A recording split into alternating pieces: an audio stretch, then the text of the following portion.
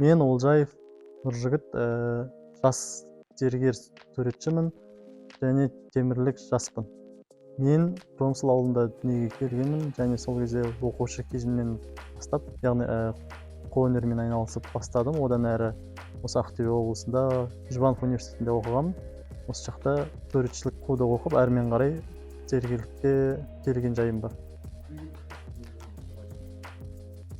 Зергерлік жалпы өзім ойымша, енді ол өзіміздің ұлтымыздың бір өнерінің бір түрі, оның бір біздің ұлтымызда бір ерекшелігі бар.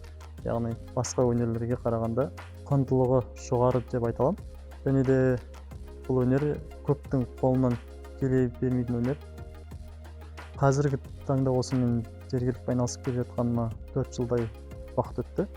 Халықтың қолдауымен зергерлікті жалғастырып келе жатырмын.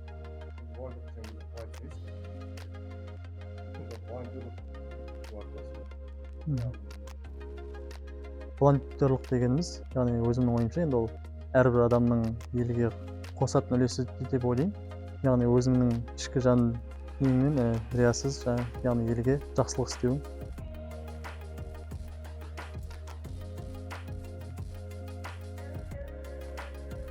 Темір дегенде, яғни өзімнің отбасым, ауылым еске түседі. Сонымен қатар қазіргі осы жастардың істеп жатқан жұмыстарына яғни ырзамын. Инстаграмнан көріп отырамыз. Керемет істер атқарып жатыр. Деңгейлері өте жоғары, өзгерістер енгізіп жатыр ауылымызға. Сондықтан әрбір жас буын осылай өзінің жеріне аянбай қызмет етсе, еліміздің өркендеуіне үлес қосатын еді.